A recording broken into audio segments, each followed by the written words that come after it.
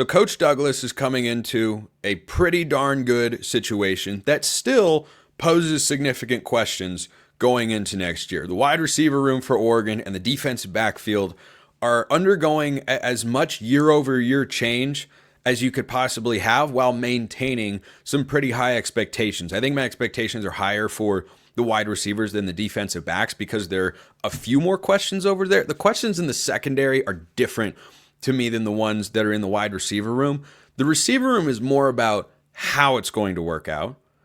The defensive backfield is, will it work out? Will it be Thieneman and a bunch of guys who are fighting for playing time, trying to figure out who the starters are and such, or how's it going down? The receiver room, it's which talented or veteran guy is stepping up, or is a young guy jumping into the fold. So, of course, the biggest name in Oregon's wide receiver room right now is Dakorien Moore, and that's a pretty good parting gift for Junior Adams to have left for Ross Douglas behind, the number one wide receiver in the class of 2025. Fully expect him to have a role. But that's not the only reason that he has a really good situation and a talented group of guys to come in and work with for this Oregon passing attack, most likely going to be led by Dante Moore at quarterback, of course. But you've got Evan Stewart back for his fourth season of college football. He's going to be drafted in the NFL one day. You've got Malik Benson, the Florida State transfer, who was once upon a time one of the top JUCO receivers that hasn't quite found a role yet, and he's a real wild card in this room to me. I could see him being Oregon's second leading receiver. I don't think he's going to suddenly pop and be the leading guy. I'd say Evan Stewart or Dakorien Moore are the most likely players on that front, but I could see him being number 2 in receiving yards by the end of the 2025 season. I could see him being number 7 by the end of the season. I am dead serious, as always.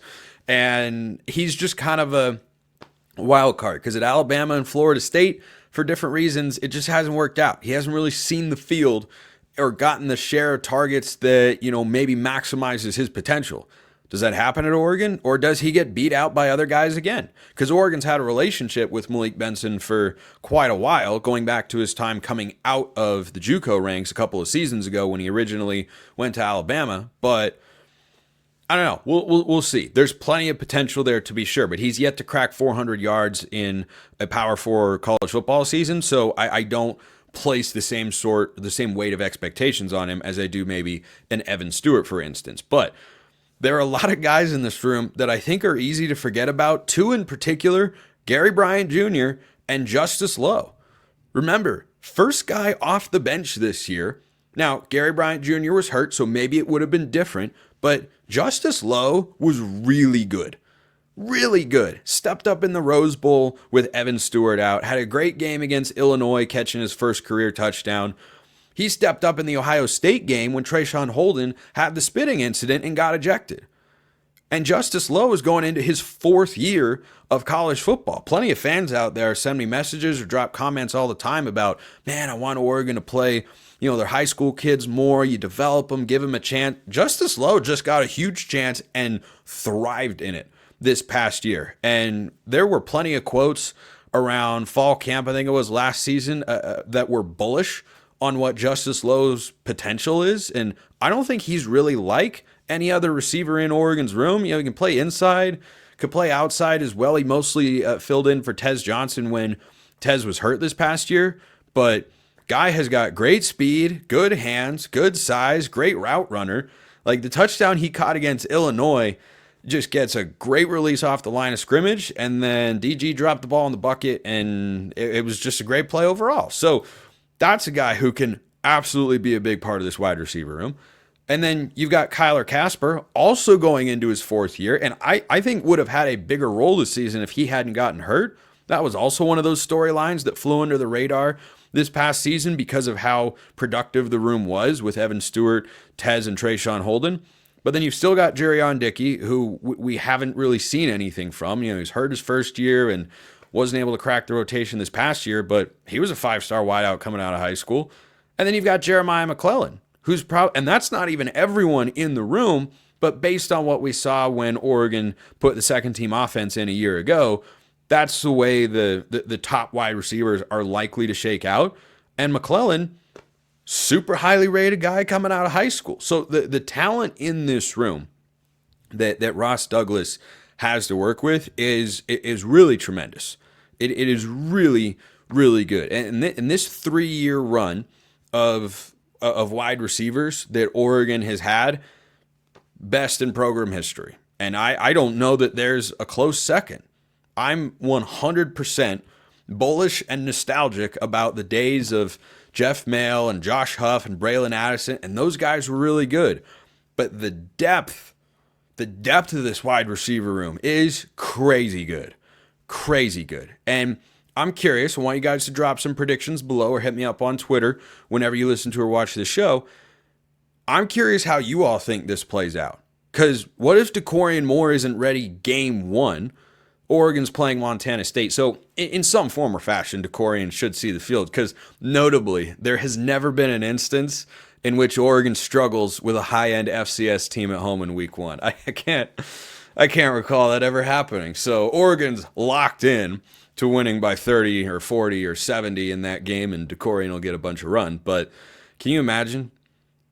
Can you imagine the number of people that have tracked Dakorien Moore's recruitment from almost a year ago at this time to what they'll be feeling? Me. Imagine what I'll be feeling. And many of you as well. When he catches his first pass, we're all going to be holding our breath. What's he going to do? What's it going to look like? How's it going to go?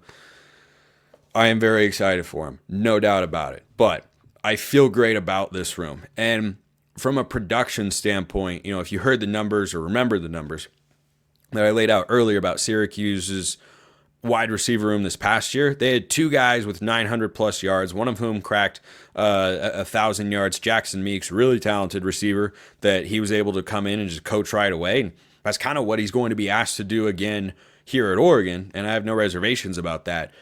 Will Oregon have 2 900 plus yard receivers? I doubt it. They actually had 3 with a tight end, but 2 guys on the outside. I mean, with that many guys in the room, kind of feels like it's difficult.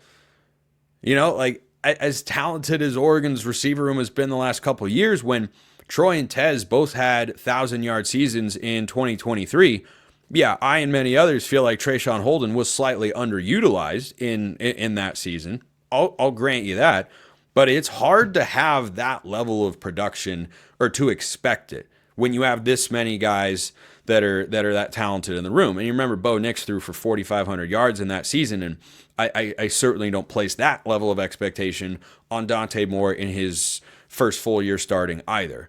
Presuming he wins the job again, because that hasn't been officially announced.